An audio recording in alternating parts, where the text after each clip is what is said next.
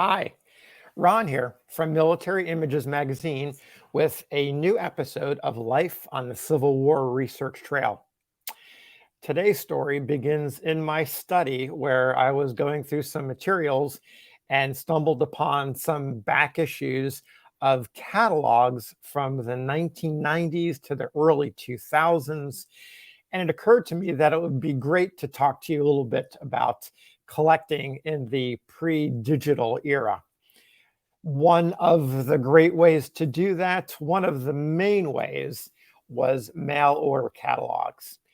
If you lived in a place within a reasonable distance of a Civil War collector show, these catalogs scratch that collector's itch between events.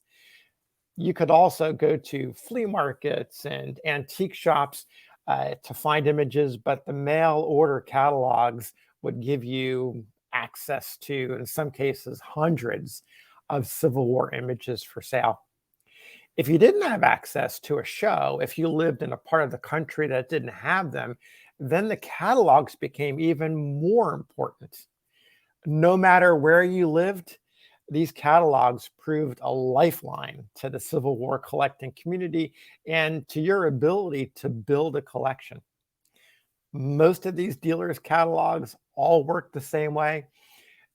As you might imagine, you get them in the mail, you wildly go through the pages and find the images that you're looking for, and then you make a call. Fingers crossed the dealer answers, or if it's late at night, you call the next morning and just as soon as you can. The anticipation, the excitement is building.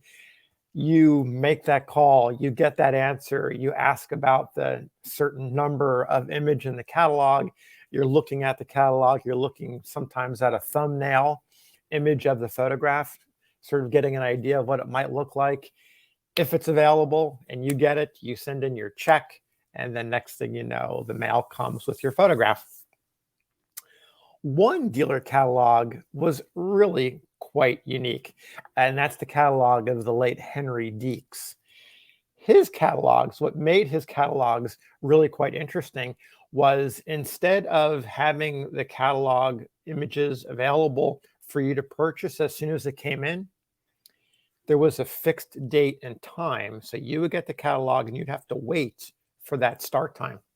I got one of them right here to show you.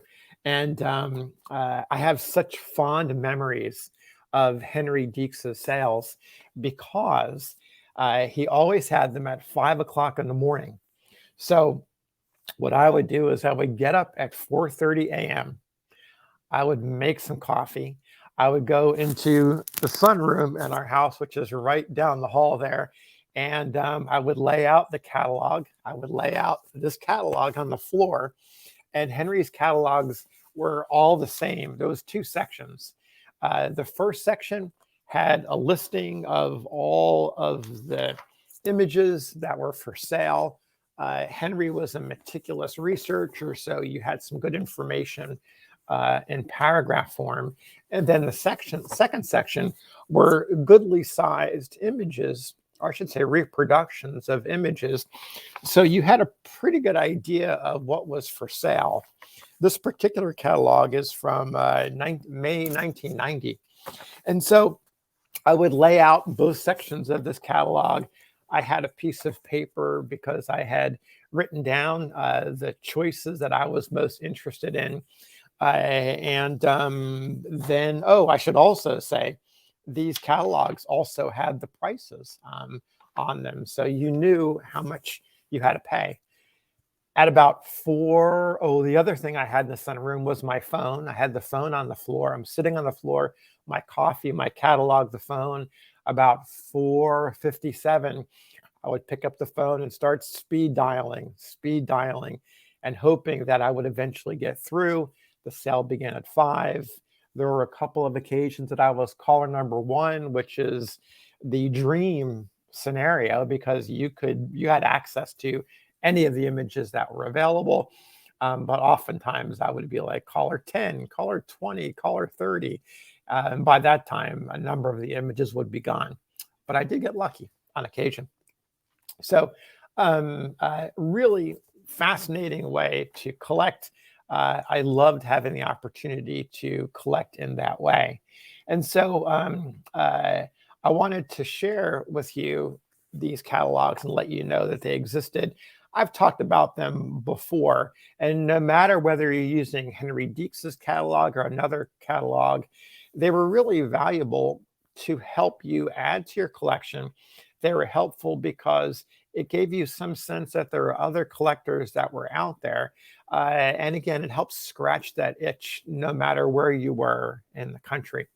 So Henry Deeks, his catalog really leveled the playing field because you had to want to get up early in the morning and you had to be plugged in to the non-digital world through your phone to get access to the images for sale. Nowadays, these catalogs are really important because you've got the some provenance of the image. You know how much the image costs, whether it was 1990 or 2000, and that can give you some sense of the historic pricing of these historic images. So that's it for today. Until the next video, happy trails.